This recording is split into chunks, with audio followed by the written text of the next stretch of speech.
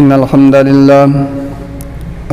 لله نحمده ونستعينه ونستغفره ونؤمن به ونتوكل عليه فنعوذ بالله من شرور أنفسنا ومن سيئات أعمالنا من يهده الله فلا مضل له ومن يضلل فلا هادي له وأشهد أن لا إله إلا الله وحده لا شريك له وأشهد أن محمدا عبده ورسوله أما بعد فإن خير الحديث كتاب الله وخير الهدي هدي محمد صلى الله عليه وآله وسلم وشر الأمور محدثاتها وكل محدثة بدعة وكل بدعة ضلالة وكل ضلالة في النار أما بعد فأعوذ بالله من الشيطان الرجيم من همزه ونفخه ونفسه بسم الله الرحمن الرحيم يا أيها الناس اتقوا ربكم الذي خلقكم من نفس واحدة وخلق منها زوجها وبث منهما رجالا كثيرا ونساء واتقوا الله الذي تساءلون به والأرحام إن الله كان عليكم رقيبا يا أيها الذين آمنوا اتقوا الله حق تقاته ولا تموتن إلا وأنتم مسلمون يا أيها الذين آمنوا اتقوا الله وقولوا قولا سديدا يصلح لكم أعمالكم ويغفر لكم ذنوبكم ومن يطع الله ورسوله فقد فاز فوزا عظيما يا أيها الذين آمنوا اتقوا الله حق تقاته ولا تموتن إلا وأنتم مسلمون إن الله وملائكته يصلون على النبي يا أيها الذين آمنوا صلوا عليه وسلموا تسليما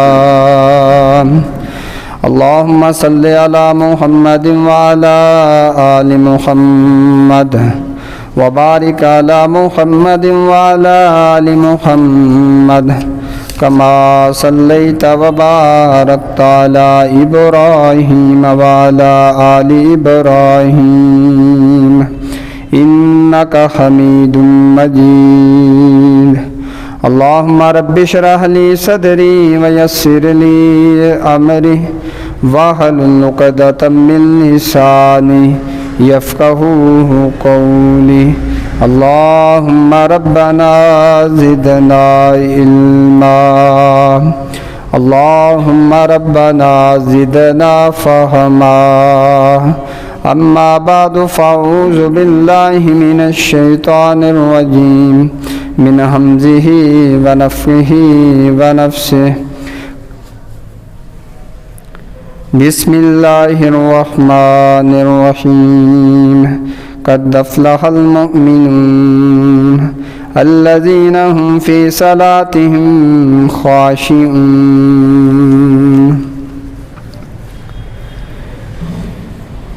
گزشتہ سے پیوستہ خطبہ جمعۃ المبارک میں نماز کے حوالے سے چند گزارشات آپ کے سامنے پیش کی گئی تھیں. اسی حوالے سے چند گزارشات آج کی گفتگو میں آپ کے سامنے ذکر کی جائیں گی. گزشتہ مہینے میں معراج کے حوالے سے عام طور پہ جمعہ کے خطبات میں اور دروس میں گفتگو ہوتی ہے. واقعہ معراج نبی مکرم صلی اللہ علیہ وآلہ وسلم کے لیے ایسا اعزاز ہے جو دیگر انبیاء کو بھی یہ اعزاز حاصل نہیں ہوا۔ اور اگر آپ عقیدے کی ایک بنیادی کتاب ہے جو مدارس کی آخری کلاس میں پڑھائی جاتی ہے، عقیدہ طحاویہ، اس میں اگر آپ تفصیل سے گفتگو پڑھیں یا سیرت کی دیگر کتابوں میں اگر آپ گفتگو پڑھیں تو یہ سوال بڑا اہم ہے، کیا نبی صلی اللہ علیہ وآلہ وسلم کو زندگی میں صرف ایک مرتبہ معراج کروائی گئی یا کئی مرتبہ معراج کروائی گئی؟ یہ سوال بھی بڑا اہم ہے۔ اسی سے وابستہ کہ کیا نبی صلی اللہ علیہ وآلہ وسلم نے اللہ تعالیٰ کے دیدار کیا یا نہیں کیا؟ اللہ حاضل کے آس 3-4 بہت اہم مسائل ہیں۔ انبیاء کی امامت بعد میں کروائی گئی یا پہلے نبی صلی اللہ علیہ وسلم امامت کروا کے آسمانوں پہ تشریف لے کے گئے؟ اور کیا آج کے دور میں بھی اس معراج کو عقل یا سائنس تسلیم کرتی ہے یا نہیں ہے؟ یہ بہت سے موضوعات ہیں، لیکن ان موضوعات میں بحث کرنے سے وہ حاصل نہیں ہوتا جو اس سفر کا حاصل کردہ نتیجہ ہے۔ نماز واحد فریضہ ہے جو آسمانوں پہ بلا کے نبی صلی اللہ علیہ وآلہ وسلم کو تھمایا گیا اور آپ کو دیا گیا۔ معراج کیا ہجرت سے پہلے ہوئی یا بعد میں ہوئی، یہ بھی موضوع اتنا اہم نہیں ہے۔ نبی صلی اللہ علیہ وسلم کو بیداری کی حالت میں جسمانی اعتبار سے، خواب کے اندر نہیں، جسمانی اعتبار سے بیداری کی حالت میں ام ہانی رضی اللہ تعالیٰ عنہ کے گھر سے اٹھا کے بیت اللہ لایا گیا، بیت اللہ سے آپ کو بیت المقدس لایا گیا۔ یہ سارے کا سارا سفر اسراء ہے، اس کو معراج نہیں کہتے۔ ام ہانی رضی اللہ تعالیٰ عنہ کے گھر سے لے کر بیت اللہ تک آنا، بیت اللہ سے لے کر بیت المقدس تک لے جانا، یہ معراج نہیں ہے، یہ اس کو اسراء کہتے ہیں۔ 15ویں سپارے کی پہلی آیت پہ اگر آپ غور کریں اور مفسرین کی گفتگو پڑھیں اور لفظ اسراء پہ غور کریں تو یہ رات کے آخری پہر میں اس طرح سفر کرنے کو کہا جاتا ہے۔ معراج بیت المقدس سے لے کر آسمانوں تک کی سیر ہے اور پھر واپس اسی جگہ پہ آنا اور وہاں پہ انبیاء کی امامت کروانا۔ لیکن جو بات ذکر کرنے کے قابل ہے کہ معراج کے تحفے کیا ہیں، ان میں سے ایک بنیادی تحفہ ہے نماز کا۔ یہ واحد فریضہ ہے جو آسمانوں پہ بلا کے اللہ رب العزت نے اپنی ملاقات میں حبیب کائنات صلی اللہ علیہ وآلہ وسلم کو عطا کیا، اور حضرت موسیٰ علیہ السلام نے اس پہ 9 مرتبہ یا 5-6 مرتبہ حضرت نبی صلی اللہ علیہ وسلم سے تکرار کیا، واپس چاہیے، پھر آئے، پھر واپس چاہیے، پھر جائے، پھر گئے، پھر واپس، اور آپ نے آخر میں کہا مجھے اب شرم آتی ہے کہ میں واپس پلٹ جاؤں، انہ لا یبدل القول لدی، کیونکہ اللہ تعالیٰ فرماتا ہے کہ میرے ہاں اب قول میں اس فرض میں تبدیلی نہیں ہوگی۔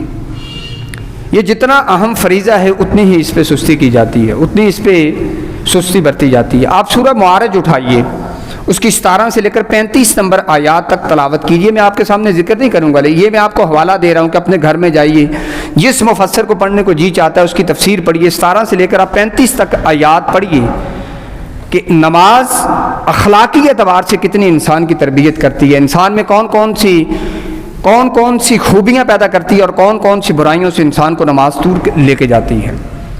آپ 18ویں پارے کے ابتدائی رکوع پڑھ لیجئے، نماز انسان کے اندر کس طرح تبدیلیاں اخلاقی اعتبار سے کرتی ہے، آپ کو بغور اور بڑی غور کے ساتھ اور بڑے معمولی سے طریقے کے ساتھ انسان کے اندر رونما ہونے والی تبدیلیوں کا علم ہو جائے گا۔ اور یہ نماز ہی ہے جو انسان کی معراج ہے، جس میں فَإِنَّهُ يُنَاجِي رَبَّهُ، انسان اپنے رب سے گفتگو کر رہا ہوتا ہے۔ اور یہ نماز ہی ہے جس کے بارے میں نبی صلی اللہ علیہ وسلم نے فرمایا تھا کہ اسلام ایک کڑیوں کی طرح ہے، ایک زنجیر کی طرح ہے، جس کی ایک زنجیر دوسری کے ساتھ، ایک کڑی دوسری کے ساتھ ملی ہوئی ہے۔ اس اسلام کے اندر سب سے پہلی کڑی جو توڑی جائے گی اسلام کو تباہ کرنے کے لیے، اسلام کی اہمیت کو سے عدم شناسائی کی وجہ سے سب سے پہلی زنجیر جو ٹوٹے گی وہ اطاعت کی زنجیر ہوگی، اپنے بادشاہ کا، اپنے سربراہ کی اطاعت والی زنجیر توڑی جائے گی۔ اور سب سے آخر میں اس امت کا جب شیرازہ بکھرے گا، اس امت کو جب تباہی کی طرف لے جایا جائے گا، یا یوں کہہ لیے جب شیطانی ایجنڈا کامیاب ہونے کے قریب ہوگا، تو لوگ نماز کے اندر سستی کرنے شروع کر دیں گے۔ یہ نماز ایسی کڑی ہے جو انسان کو دین سے وابستہ رکھتی ہے، نماز ایسی چیز ہے جو انسان کو دین کے ساتھ تمسک کا حکم دیتی ہے۔ نماز اللہ اور اس کے رسول کی تعلیمات کے قریب ترین رہنے کا نام ہے، اور اگر کوئی شخص نماز سے دور چلا گیا تو یہ وہ بنیادی بات ہے جس کے بارے میں حبیب کائنات صلی اللہ علیہ وسلم نے ارشاد فرمایا تھا کہ ہمارے درمیان اور ہم سے جو دوسرے مذاہب کے لوگ ہیں ان کے درمیان جو بنیادی نقطہ اور بنیادی فرق ہے وہ نماز کا ہے۔ ہم نماز پڑھتے ہیں، وہ نماز نہیں پڑھتے، ہم نماز کی پابندی کرتے ہیں، وہ پابندی نہیں کرتے۔ یعنی اسلام اور کفر میں اگر کوئی حد فاصل ہے، اگر کوئی فاصلہ کرنے والی چیز ہے تو وہ عہد ہے، وہ نماز کی پابندی ہے۔ اگر مسلمان نمازی نہیں ہے تو یہ دوسرے قبیلے کے بہت قریب جا چکا ہے۔ اس لیے انسان کو نماز کی پابندی کی کوشش کرنی چاہیے، نماز کے قریب آنے کی کوشش کرنی چاہیے۔ اور مفتی جماعت عبدالستار حماد صاحب فتویٰ آپ سنیں گے تو آپ پریشان ہو جائیں گے۔ ان کا تو فتویٰ یہ ہے کہ جو شخص نمازی نہیں ہے اس شخص کا نکاح بھی نہیں پڑھانا چاہیے۔ وہ علماء سے درخواست کرتے ہیں کہ جو شخص نمازی نہیں ہے اس شخص کا نکاح بھی نہ پڑھائیں، تاکہ اسے پتہ چلے کہ وہ اللہ اور اس کے رسول کے کتنے بڑے حکم کی حکم عدولی کر رہا ہے۔ اور یہ سعودی عرب کے علماء کے نرم فتاوی جات ہوتے ہیں۔ نکاح اور طلاق 500 سوال جواب کتاب ہے، اس کے صفحہ نمبر 85 پہ مسئلہ نمبر 64 جو بیان کیا گیا ہے کہ اگر نکاح کے 2 گواہ ہوں، دلہا دلہن نمازی ہیں، ایک گواہ نمازی ہے لیکن ایک گواہ نمازی نہیں ہے تو وہ نکاح بھی منعقد نہیں ہوتا۔ آپ پریشان ہو جائیں گے، پریشان ہونا چاہیے۔ حضرت عبداللہ بن شقیق رضی اللہ تعالیٰ نے بیان فرماتے ہیں کہ ہم میں جو شخص سلف صالحین میں جو شخص کھڑے ہو کر نماز پیچھے پڑھتا تھا، ایک رکعت جس کی رہ جاتی تھی، ہم اس کو منافق سمجھتے تھے۔ اور آج مسلمان کو نماز کی پرواہ نہیں ہے۔ فَإِنَّهُ يُنَاجِي رَبَّهُ، نماز میں انسان اللہ سے محو گفتگو ہوتا ہے۔ گزشتہ سے پیوستہ جب بھی میں جمعے پہ آیا تھا تو میں نے نماز کے جو اللہ سے تعلق باللہ ہے اس کے حوالے سے گفتگو کی تھی۔ ان میں ایک بات جو ذہن میں رکھنے والی ہے، التحیات للہ والصلوات، کیا ہے انسان اللہ کی بارگاہ میں کیا نذرانہ پیش کر رہا ہے؟ یا اللہ میری قولی عبادت تیرے لیے، میری فعلی عبادت تیرے لیے، میری مالی عبادت تیرے لیے۔ اے رب العزت، میں تو اپنی قولی فعلی مالی عبادت تیری سپرد کر چکا ہوں، تو کیسے ممکن ہے کہ وہ رب جس کے لیے انسان ان صلاتی و نسکی و محیایا و مماتی، کہ انسان کی نماز، اس کا روزہ، اس کی زندگی، اس کی موت جب اللہ کی بندگی کے لیے ہو، یہ کیسے ممکن ہے کہ نمازی بندہ رسوا ہو جائے؟ ایسے نہیں ہو سکتا۔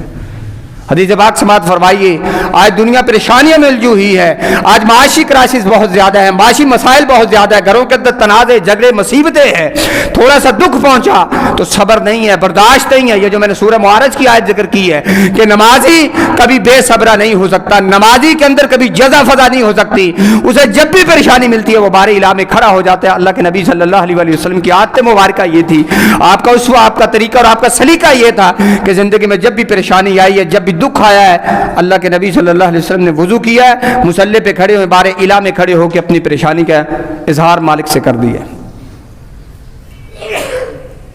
مسلمان میں آج یہ مسئلہ ہے، عدم برداشت۔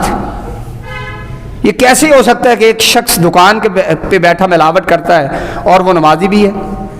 ان الصلاۃ تنہی عن الفحشاء والمنکر، نماز ہر بے حیائی سے روکتی ہے۔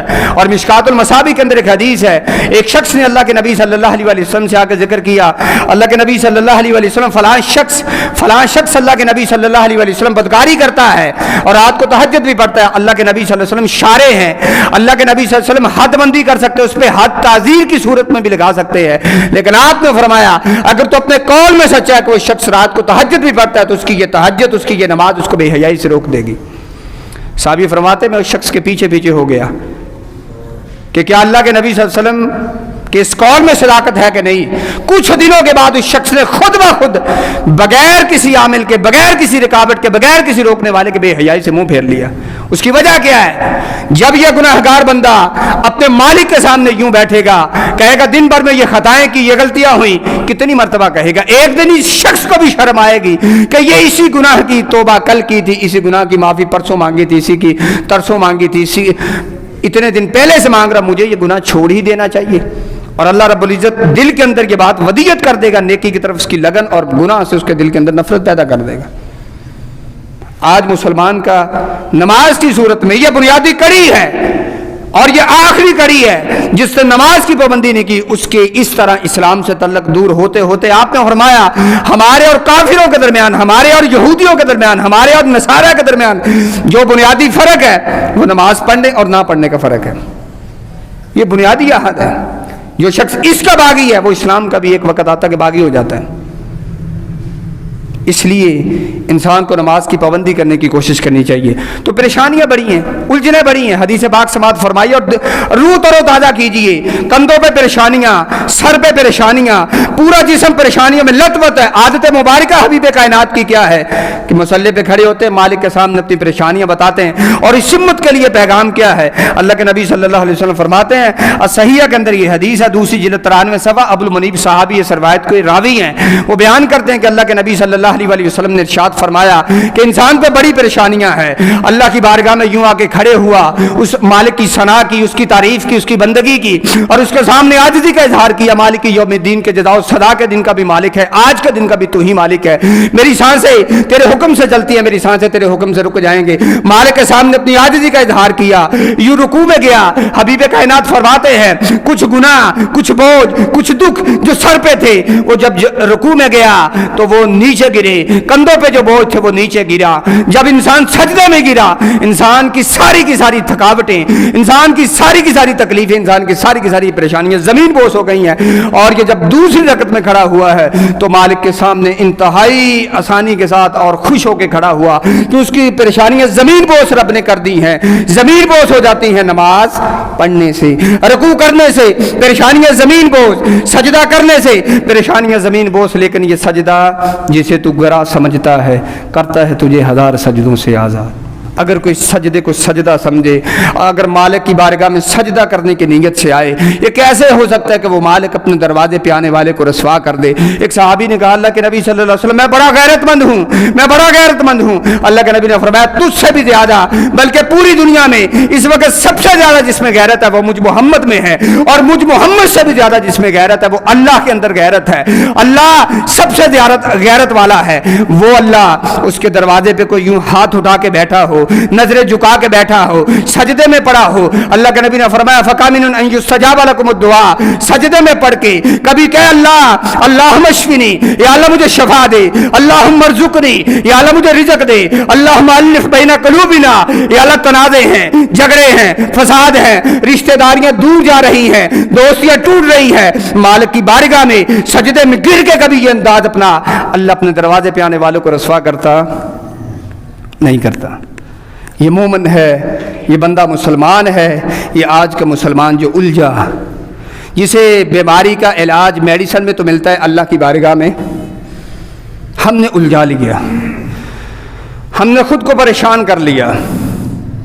امام قرطبی رحمہ اللہ نے تفسیر قرطبی کے اندر ایک حدیث نقل کی ہے، فرماتے ہیں کہ جب کوئی شخص اللہ سے تعلق کمزور کر لیتا ہے اور دنیا کے صرف اسباب پہ توکل کرتا ہے، صرف اسباب پہ انحصار کرتا ہے۔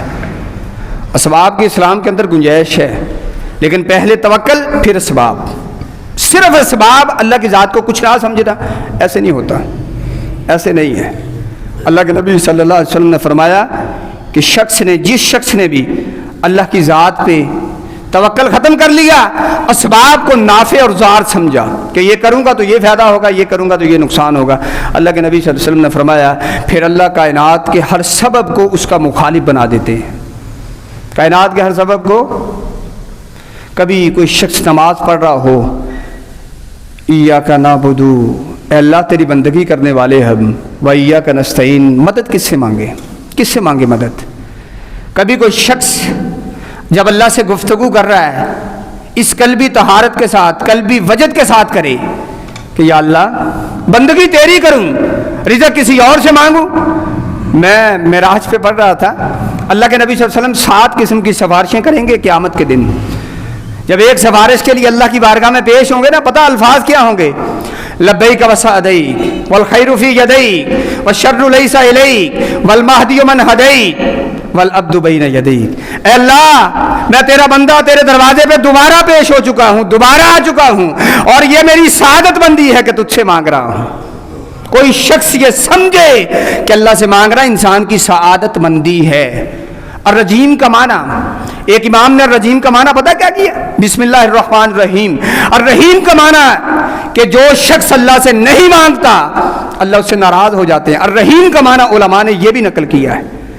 اللہ کے نبی کیا کہتے ہیں؟ لبیک و سعدیک، اے مالک تیری بارگاہ میں بیٹھا ہوں، حاضر ہو چکا ہوں، وسعدیک، اور میری سعادت مندی ہے کہ تجھ سے مانگ رہا ہوں۔ کوئی مانگنے والا قبر کا مجاور، کوئی مانگنے والا درخت سے ڈرنے والا درخت سے مانگ رہا، کوئی شمس و قمر کا مجاور ہے۔ اے اللہ میں تیرا دروازہ الہی باب غیر بابک عذب و نظب و نسل، اللہ تیرا دروازہ چھوڑ کے کدھر جاؤں؟ یہ تو میری سعادت مندی ہے، یہ تو میری زندگی ہے، یہ تو میری بندگی ہے کہ تیری بارگاہ میں بیٹھا مانگ رہا ہوں۔ لبیک و سعدیک والخیر فی یدیک، خیر تیرے ہاتھ میں ہے اللہ، خیر کا مالک تو، والشر لیس الیک، اور شر کی نسبت تیری طرف نہیں کی جا سکتی۔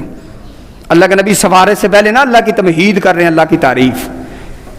اور والمہدی من ہدیت، ہدایت یافتہ وہ ہے جس کو تو نے ہدایت کا رستہ دکھا دیا۔ والعبد بین یدیک، یا اللہ تیرا یہ بندہ تیرے سامنے بیٹھا ہے۔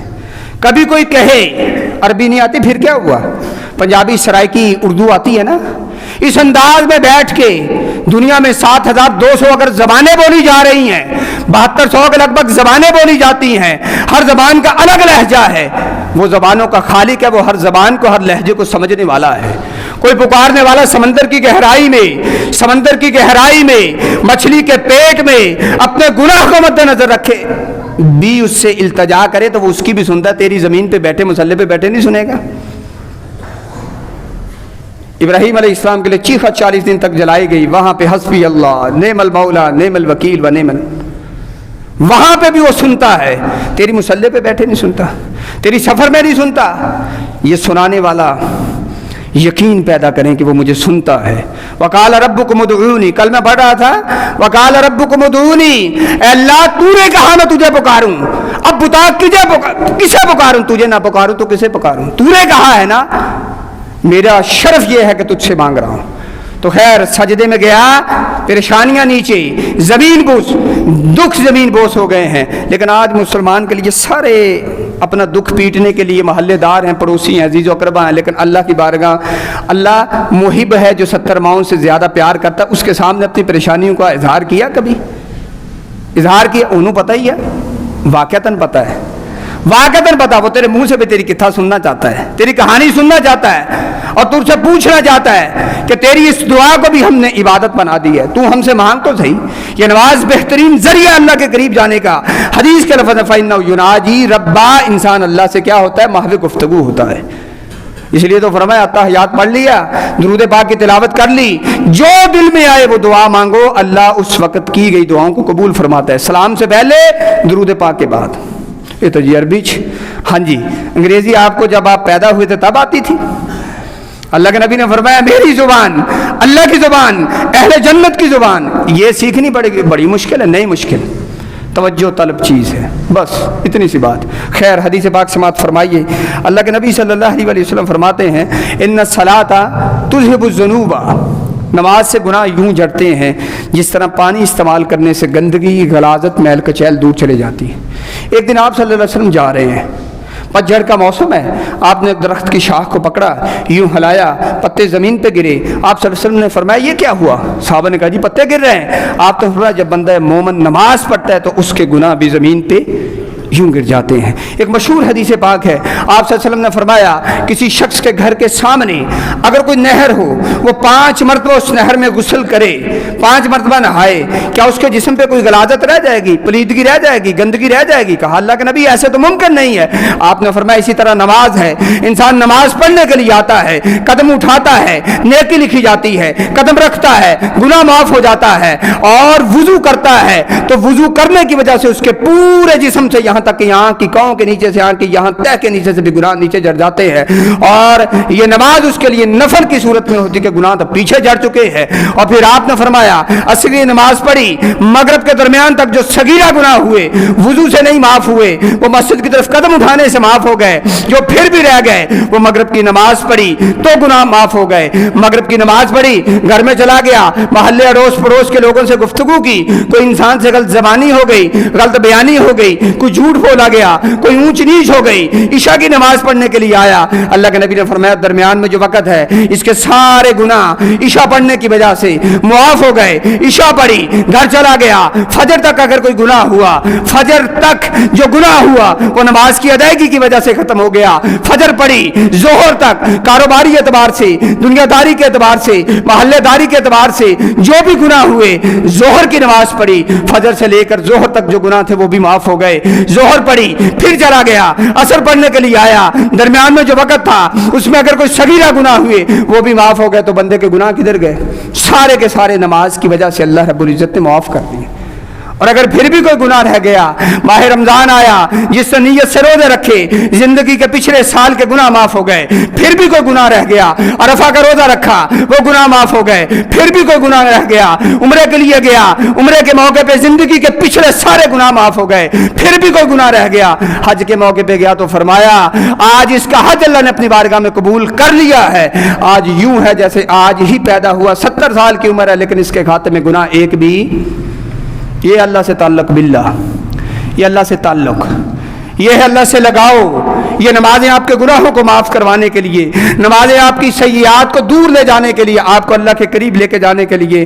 اللہ کے نبی صلی اللہ علیہ وآلہ وسلم نے میں نے گزشتہ سے پیوستہ جی میں یہ حدیث بیان کی تھی، تکرار کے طور پہ بیان کر دیتا ہوں، بڑا عظیم عمل ہے۔ لوگ حج کے لیے پیسے اکٹھے کرتے ہیں، عمرے کے لیے پیسے اکٹھے کرتے ہیں، لیکن کوئی شخص فجر کی نماز با جماعت پڑھے، وہیں پہ بیٹھا رہے، طلوع آفتاب ہوا، وضو ہے تو ٹھیک، نہیں تو بنا لیا دوبارہ وضو، وہیں پہ جب اشراق کا وقت شروع ہوا، چاشت کا وقت شروع ہوا، 2 رکعتیں نفل پڑھے اور اٹھ کے چلا گیا۔ اللہ کے نبی صلی اللہ علیہ وسلم نے 3 مرتبہ الفاظ فرمائے، اس کو اللہ مکمل حج کا، مکمل عمرے کا ثواب دیتے ہیں۔ 2 رکعتوں کی وجہ سے مکمل حج اور مکمل عمرے کا ثواب دیتے ہیں، 2 رکعتوں کی وجہ سے، صرف 2 رکعتوں کی وجہ سے مکمل حج اور مکمل عمرے کا بھی ثواب دیتے ہیں۔ اور 360 انسان کے جوڑ ہوتے ہیں، جب صبح ہوتی ہے، جب سورج طلوع ہوتا ہے، ہر جوڑ پہ ایک صدقہ لازم ہے، اس کو 360 صدقوں کا بھی اللہ ثواب عطا فرما دیتے۔ کوئی شخص حج اور عمرے کا ثواب لینا چاہتا ہے، فجر کی نماز پڑھی، مصلی پہ بیٹھا رہا، اذکار کیے، دعا کی، اللہ سے مناجات میں گر گیا، اللہ سے مناتا رہا، والعبد بین یدیک، یا اللہ تیرا بندہ عاجز بندہ، نکما بندہ، دنیا داری کے دندوں میں پھنسا ہوا، دنیا کی لت پت میں الجھا ہوا، یا اللہ اس وقت میرے پاس وقت ہے، میں تیری بارگاہ میں بیٹھوں، کیسے ممکن ہے اللہ اپنے بندے پہ، اپنے دروازے پہ آنے والے کو رسوا کر دے گا؟ یقین اور توکل کی ضرورت ہے۔ اس امت کے پہلے لوگوں کی حدیث ہے، اس امت کے پہلے گروہ کی اصلاح ہوئی ہے یقین کی وجہ سے، اللہ کی ذات پہ یقین کی وجہ سے۔ جا رہا تھا، گلی میں کسی سے جھگڑا ہو گیا، تنازع ہو گیا، لڑائی ہو گئی۔ اللہ کے نبی صلی اللہ علیہ وآلہ وسلم نے فرمایا جب جھگڑا اور لڑائی ہو گئی نا، جب بھی جھگڑا اور لڑائی ہو جائے اس میں بندے سے ظاہر زیادتی ہو جاتی ہے، قولی اعتبار سے، فعلی اعتبار سے، کوئی گالی گلوچ کر لیتا ہے، انسان غصے میں آیا کہیں کچھ کر لیتا ہے، تو آپ نے فرمایا انسان 2 رکعتیں اس وقت نفل پڑھ لے لڑائی اور جھگڑے کے بعد، تاکہ وہ جو گناہ تھے نا، یہ 2 رکعتیں پڑھنے کی وجہ سے اللہ وہ گناہ معاف کر دے۔ اب ایک حدیث پاک سماعت فرمائیے، جو لوگ نمازی ہیں، اللہ کرے سارے نمازی ہوں، اللہ سب کو نمازی بنا دے۔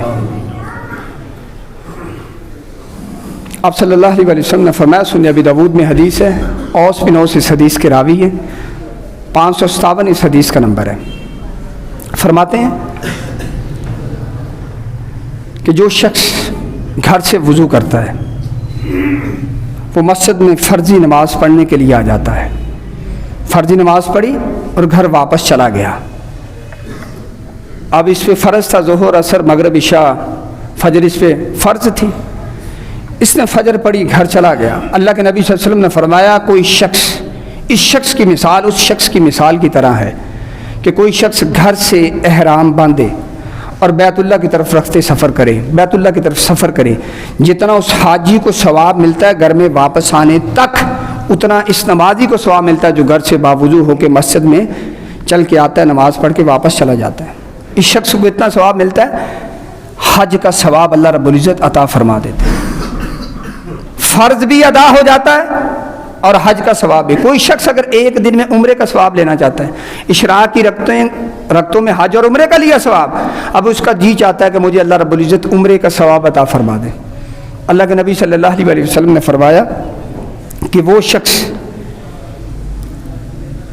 گھر سے وضو کرے، صبح 10 بجے کا وقت ہے، اس کا جی چاہا کہ یار اللہ مجھے بیت اللہ لے جائے، اس کے جی میں یہ آیا مجھے عمرہ کرنے کی توفیق عطا فرما دے، گھر سے وضو کرے، اپنے محلے کی قریب ترین دور ترین جس مسجد میں جانا چاہتا ہے چلا جائے، وہاں پہ اللہ کے نبی صلی اللہ علیہ وسلم نے فرمایا یہ شخص 2 رکعتیں نفل پڑھتا ہے۔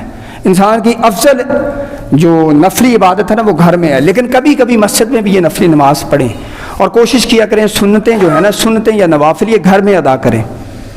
اس کی وجہ ہے، اور بھی بہت سی وجوہات ہیں، ایک وجہ یہ بھی ہے کہ چھوٹے بچوں کی، بیویوں کی، گھر میں رہنے والی بہنوں کی تربیت ہوتی ہے کہ نماز اس طرح پڑھی جاتی ہے، ممکن ہے ان کو پڑھنی نہ آتی ہو، آپ جب نماز پڑھیں گے تو چھوٹا بچہ آپ کے ساتھ مصلی پہ کھڑا ہو کے اسے اب نماز پڑھنی نہیں آتی وہ ویسے پڑھے گا، یہ گھر والوں کی تربیت ہو رہی ہے۔ صحابہ اکرام نبی صلی اللہ علیہ وسلم کو گھر میں لے کے جایا کرتے تھے، اللہ کے نبی صلی اللہ علیہ وسلم آپ ہمارے گھر میں تشریف لائیے، مسجد سے جو ہماری سنتیں گھر میں ہوتی ہیں ان کے لیے کوئی جگہ مختص کر دیجئے تاکہ ہم اپنے نوافل وہاں پہ پڑھا کریں۔ ہم جب بلڈنگ بناتے ہیں، کوئی عمارت بناتے ہیں، یہ جو ٹی وی لاؤنج ہے، یہ سونے والا کمرہ، یہ بیٹھنے والا کمرہ، یہ کچن ہے، یہ فلاں ہے، یہ فلاں ہے، کبھی ہم نے نقشے میں یہ بھی کسی آرکیٹیکٹ اس کو کہتے ہیں نقشہ بنانے والے کو کہا ہے کہ یار ہمارے گھر میں چھوٹی سی مسجد کا نقشہ بھی رکھنا، کبھی کہا؟ نہیں کہا۔ کیوں نہیں کہا؟ توجہ نہیں ہے، توجہ کا فقدان ہے۔ کبھی یوں ہو کہ تہجد کا وقت ہو اور وہ چھوٹا سا کمرہ مختص کیا ہو، تو اٹھے، اللہ اٹھنے کی توفیق عطا فرما دے۔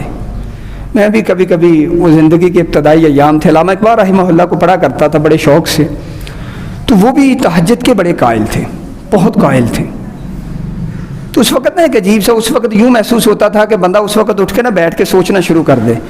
جب حدیثیں پڑھی تو الفاظ پتہ کیا ہیں حدیثوں کے، جس کو تہجد کا وقت میسر آ جاتا ہے فَيُنَادِ مُرَادٍ فِي السَّمَاءِ، آسمانوں سے آواز اس کے لیے دی جاتی ہے، بلکہ ایک حدیث میں ہے کہ اللہ خود آواز دیتے ہیں، حل من مستغفرن، کیا کوئی گناہگار ہے جو مجھ سے معافی مانگے؟ میں معافی دینے کے لیے پہلے آسمان دنیا پہ آ چکا ہوں۔ کیا کوئی ہے اس تہجد کے وقت میں جو مجھ سے رزق مانگے؟ یہ سی وی اٹھا کے بچے پھر رہے ہیں، دروازہ دروازہ چھان لیا، نوکریاں نہیں مل رہی۔ کبھی یوں مومن سمجھے کہ اللہ کے نبی نے فرمایا تو تیری جوتی کا تسمہ بھی ٹوٹ جائے تو کسے مانگنا ہے؟ کبھی یوں ہو کہ یہ بچہ اپنی سی وی بنوائے، 2 رکعتیں پڑھے، پھر جا کے پڑھائی کرے، پھر دیکھ تیرے اللہ رنگ لگاتا ہے تجھے کہ نہیں لگاتا۔ ہم نے یہ طریقہ چھوڑ دیا، ہم نے یہ سلیقہ چھوڑ دیا، اور اگر مل گئی یہ نوکری تو پھر چھوڑ رہے ہیں۔ سختی بڑی ہے، مسائل بڑے ہیں۔ یہ جو صلاۃ استخارہ ہوتی ہے اس میں بڑی الجھنیں ہیں، جس استخارہ سینٹر بنے ہیں، یہ اصل میں ہے کیا؟ بندے اور رب کی درمیانی گفتگو ہے۔ استخارہ بندے اور رب کی بنیادی گفتگو ہے۔ یا اللہ میں تیرا نکمہ سا بندہ ہوں اور میں کہا کرتا ہوں، حضرت عمر رضی اللہ تعالیٰ عنہ کہاں پہ یاد آئے، فرمایا پہاڑ کو دیکھا عمرے پہ جا رہے ہیں، رونا شروع کر دیا۔ پوچھنے والے نے پوچھا کیا ہوا؟ خلیفہ وقت ہے، امیر المومنین ہیں، اللہ رب العزت نے 24 لاکھ مربع میل کا تجھے مالک بنایا ہے، تو نبی کا سسر ہے، تیرے لیے اللہ کے نبی نے کہا تھا تیری زبان سے ہمیشہ حق نکلتا ہے۔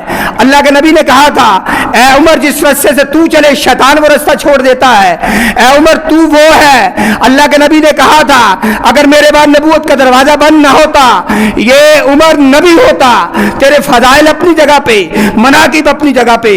آج آنکھیں پر نم کیوں ہے, آنکھوں میں نمی اور یہ چہرے پہ اداسی کیوں ہے؟ فرمایا پہاڑ کو دیکھ کے میں اس پہاڑ پہ بکریاں چرایا کرتا تھا, میری کوئی قدر نہ تھی.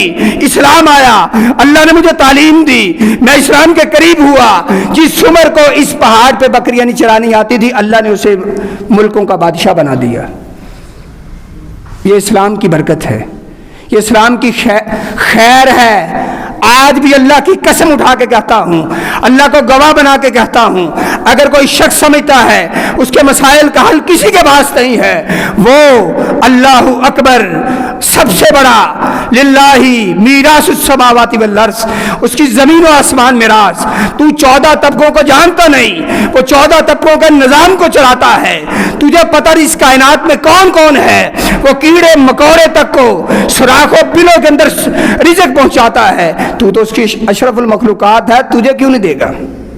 کبھی سوچا ہے؟ تجھے سجدہ کروایا فرشتوں سے, دنیا میں نہیں آسمانوں میں سجدہ کروایا. تجھے مقام یہ دیا, تیری جبین کو اپنے علاوہ کسی کے سامنے جھکنے نہیں دیا, تو اس کے سامنے بھی نہیں جھکاتا. خیر ہے تجھے. کبھی سی وی بنوائی, 2 رکعت پڑھی, اس کے بعد اللہ سے مشورہ کیا, میرے مولا اللہم انی استخیرک بعلمک واستقدرک بقدرتک. تجھے دعا نہیں آتی, کوئی مسئلہ نہیں ہے, کوئی کاپی لے لے, دیکھ کے پڑھ لے, اس مالک کو منانے کی کوشش کرے. کاپی میسر نہیں ہے, کاپی بھی میسر نہیں. مولا تیرا علم زیادہ, تیری قدرت زیادہ, تیری طاقت زیادہ. مجھے دھتکارنے والے صحیح بخاری کی حدیث یاد آئی, فرمایا رب اشعث مدفوع بالابواب لو اقسم علی اللہ لابرہ. بال بکھرے ہوئے, چہرے پہ پراگندگی, کپڑے اٹے ہوئے, مٹی سے اٹے ہوئے. اللہ کو قسم دے کے کہا, اللہ کی قسم اللہ تو اللہ ہے, تیری قدرت ہے, میری اس پریشانی کو دور کر. میں گواہ بن کے کہتا ہوں, اللہ کی قسم مجھے اللہ کی ذات پہ اتنا یقین ہے, وہ اپنے دروازے پہ آنے والے تجھ جیسے نکمے کو بھی ضائع نہیں ہونے دے گا. لیکن کبھی یوں کہے لیس لی باب غیر بابک, اللہ میرے پاس کوئی دروازہ نہیں تیرے دروازے کے علاوہ. یا اللہ میرے پاس کوئی دروازہ نہیں تیرے دروازے کے علاوہ. الہی باب غیر بابک واصل. یا اللہ کہاں جاؤں, کہاں جاؤں, ہر جگہ فراڈیا, نئے نئے رنگوں کے ساتھ فراڈ. اللہ تو ہے, انت الحق, تو حقیقت ہے, تیرے ہونے میں کوئی شک نہیں ہے, تو حق ہے. یا اللہ میری اس پریشانی کو دور کر دے. اللہ کی قسم مجھ جیسے گناہ گار نے اس مالک کے سامنے کئی مرتبہ التماس کی, وہ اپنے دروازے پہ آنے والوں کو رسوا نہیں کرتا. میں قسم اٹھا کے کہتا ہوں, جس پریشانی میں بیٹھے ہیں آج عصر کے بعد مالک کے سامنے بیٹھ کے قبولی کے دعا کے وقت میں اس سے دعا کرے, وہ کیسے ہو سکتا ہے کہ وہ آپ کی دعاؤں کو نہ سنے؟ مجھے یاد آئی ام سلمہ رضی اللہ تعالیٰ عنہا, پوچھنے والے نے پوچھا, حضرت ام سلمہ سے پوچھا, اللہ کے نبی کے پاس آئی, ام سلمہ روئے جا رہی ہے, مسئلہ کیا ہے, تکلیف کیا ہے؟ کہ اللہ کے نبی ابو سلمہ میرا خاوند فوت ہوا, اتنا اچھا پورے مدینے کے مردوں کے بارے میں میں نے سنا, میں نے دیکھا, میں نے عورتوں سے سنا ہے, ابو سلمہ جیسا اچھا خامد کوئی نہیں تھا, اور میں جوان سال ہوں, اللہ کے نبی ابھی جوان ہوں, میں شادی کرنا چاہتی ہوں, پوری مدینے کے اندر بھی ابو سلمہ جیسا کوئی نہیں ہے.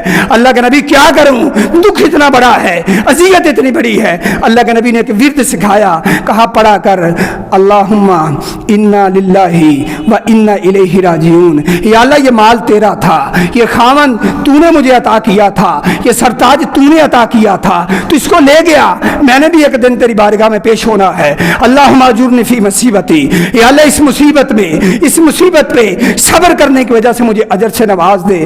واخلف لی خیر منہا, یا اللہ اس سے بہتر عطا کر دے. زمانے نے دیکھا, وہ جو ام سلمہ کہتی تھی میں نے مدینے کے ایک ایک فرد کے بارے میں سنا ہے, وہ اچھا نہیں, وہ اپنی بیوی سے اچھا نہیں, وہ اپنی ماں سے اچھا نہیں, اس کا سلوک اچھا نہیں. اس ام سلمہ کو اس دعا کے فیضان میں, اس دعا کے نتیجے میں, اس ورد پڑھنے کی وجہ سے اللہ رب العزت نے کائنات کا سب سے اچھا عطا کیا. اللہ کے نبی صلی اللہ علیہ وسلم کو ان کے خامن بنا دیا. کوئی یقین لے کے تو آئے. کو اس کی ذات پہ اللہ کے نبی نے فرمایا کوئی اتنا چلتا ہے، اللہ فرماتا ہے میں اتنا چل کے آتا ہوں، کوئی تھوڑا سا تیز ہوتا ہے وانا ہر بلا میں دوڑ کے آتا ہوں، یہاں تک کہ میں اس کا ہاتھ بنتا ہوں جس سے وہ پکڑتا ہے، میں اس کی آنکھ بنتا ہوں جس سے وہ دیکھتا ہے، میں اس کا وہ کان بنتا ہوں جس سے وہ سنتا ہے۔ کیسے؟ اس لیے کہ میں اس کے اتنا قریب چلا جاتا ہوں کہ وہ اور میں جب وہ مجھ سے مانگے مجھے شرم آتی کہ اس کو خالی لٹا دوں۔ طریقہ ایک ہی ہے، نماز فَإِنَّهُ يُنَاجِي رَبَّهُ، انسان رب سے گفتگو کر رہا ہوتا ہے، جب کہاں ہوتا ہے؟ نماز میں ہوتا ہے۔ نماز سیکھیے، اس کے ارکان سیکھیے، اس کی ادائیگی سیکھیے اور سمجھیے یہ اللہ اور بندے کی ایسی گفتگو ہے جس میں کوئی تیسرا آ گیا تو اللہ کے نبی صلی اللہ علیہ وسلم نے فرمایا نماز پڑھا ہے نا، تو حدیث کے پتہ کیا لفظ ہے؟ اللہ کے نبی صلی اللہ علیہ وسلم فرماتے ہیں جب بندہ نماز پڑھ رہا ہے کوئی سامنے سے گزرتا ہے اسے روکنے کی کوشش کرو۔ پہلے تو بندے کو کوشش کرنی چاہیے سترہ وغیرہ استعمال کرے، پھر بھی اگر کوئی گزرنے کی کوشش کرتا ہے تو اسے روکنے کی کوشش کرے، اگر وہ نہیں رکتا اسے ایسے بھی روکا جا سکتا ہے۔ کیوں؟ حدیث کے لفظ ہیں، اگر وہ انکار کرتا ہے کہتا ہے میں سامنے سے گزرنا ہے فَلْيُقَاتِلْهُ فَإِنَّهُ شَيْطَانٌ، اسے وہ حت الوسع سے ہاتھ کے ساتھ روکنے کی کوشش کرے حالت نماز کے اندر۔ کیوں؟ ہے تو بندہ لیکن اس وقت اس میں شیطانیت آ چکی ہے۔ امام ابن قیم رحمہ اللہ نے اس کی وجہ ذکر کی ہے۔ پتہ کیا وجہ ذکر کی ہے؟ کہتے ہیں، میں ایک مثال دیتا ہوں پہلے، کوئی محب اور محبوب بیٹھے ہوں، کوئی تیسرا چلے جائے، وہ کیا کہتے ہیں؟ رنگ چ بھنگ پاتا، کباب چھڈی بن گیا۔ ایسی ہے یہ ایک محب جو بندہ ہے اس کا محبوب اللہ ہے، اور اللہ بیک وقت محب بھی ہے محبوب بھی ہے۔ یہ گناہ گار اس کی بارگاہ میں گیا، اسے منانے کی کوشش کر رہا تھا، اس کے سامنے التجائیں کر رہا تھا، اس کے سامنے فریادیں کر رہا تھا، اب کوئی آ کے ٹوک رہا ہے، اس محب اور محبوب کے درمیان رکاوٹ بن رہا ہے، اس لیے فرمایا فَإِنَّهُ شیطان، یہ شیطان اس کے پیچھے رکھیل، کیونکہ یہ بندہ کس سے محو گفتگو تھا؟ اللہ رب العزت سے۔ انسان فَإِنَّهُ يُنَاجِي رَبَّهُ، انسان اللہ سے گفتگو کر رہا ہوتا ہے جب نماز کی حالت میں ہوتا ہے، اس لیے نماز نماز نماز۔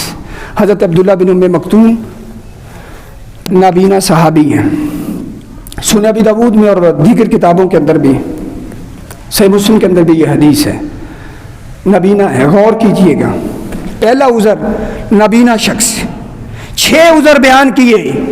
اللہ کے نبی چھٹی نہیں مانگی نماز سے کہ نماز چھوڑ دوں، چھٹی نہیں مانگی، صرف اتنی التماس کی کہ اللہ کے نبی گھر میں نماز پڑھ لوں۔ غور کیجئے کہ سوال پہ، نماز گھر میں پڑھ لوں، یہ نہیں کہا کہ مجھے نماز کی معافی ہے، نہیں، گھر میں نماز پڑھ لوں۔ اور 6 عذر بیان کیے۔ اللہ کے نبی میں ضعیف شخص ہوں، رجل اعمی، نابینا شخص ہوں، لیس لی قائد یقودنی الی المسجد، کوئی شخص نہیں ہے، بچہ نہیں ہے جو میرا ہاتھ پکڑے اور مسجد تک لے آئے۔ ان فی المدینۃ حوائم، اللہ کے نبی مدینہ کے اندر بچھو بھی ہے، سانپ بھی ہیں، مجھے ڈس لیتے ہیں۔ پھر کہا اللہ کے نبی کچھ ایسے ٹوئے کھڈے ہیں جہاں پہ گر جاتا ہوں، کپڑے گندے ہو جاتے ہیں۔ اللہ کے نبی صلی اللہ علیہ وآلہ وسلم سبا، پھاڑنے والے چیر پھاڑ کرنے والے شیر چیتے جیسے جانور بھی موجود ہیں۔ بوڑھا ہوں، نابینا ہوں، مکہ کے اندر بچھو سانپ ہے، یہ ٹوئے کھڈے ہیں، لیس لی قائد یقودنی الی المسجد، مسجد تک لانے والا بندہ نہیں ہے۔ اللہ کے نبی گھر میں نماز پڑھ لوں، تو آپ نے کیا فرمایا؟ حل تسمع النداء، اور یہ اذان سنائی دیتی ہے؟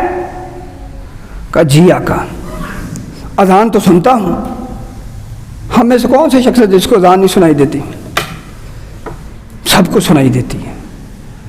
حل تسمع النداء، 6 عذر بیان کیے، 6 عذر۔ آپ نے پوچھا اذان کی آواز آتی ہے؟ جی آقا۔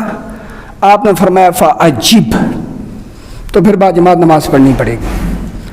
اگر آپ کے محب، آپ محب ہیں اور اللہ کے نبی آپ کے محبوب ہیں، اگر آپ محب ہیں اور اللہ آپ کی محبوب ذات ہے، تو مجھے بتائیں یہ پھر رکاوٹیں کون سی ہیں؟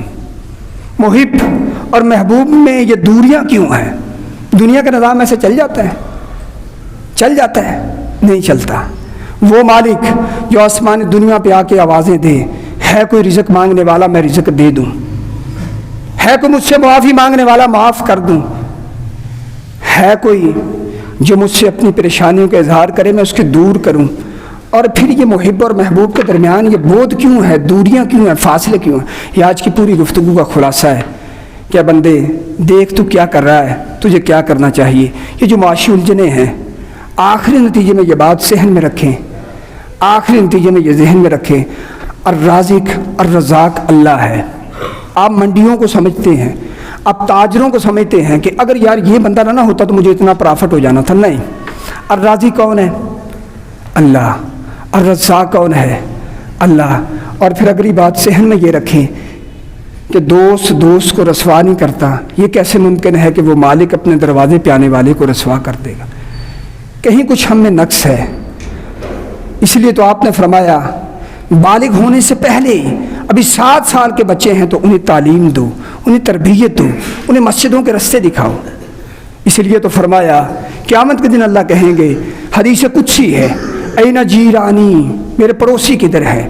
فرشتے پوچھیں گے اللہ تیرے پڑوس میں کون رہے گا؟ کہا جائے گا این عمار المساجد، مسجدوں کو آباد کرنے والے کون ہیں؟ مسجدوں کو آباد کون کرتے ہیں؟ نمازی بنیے۔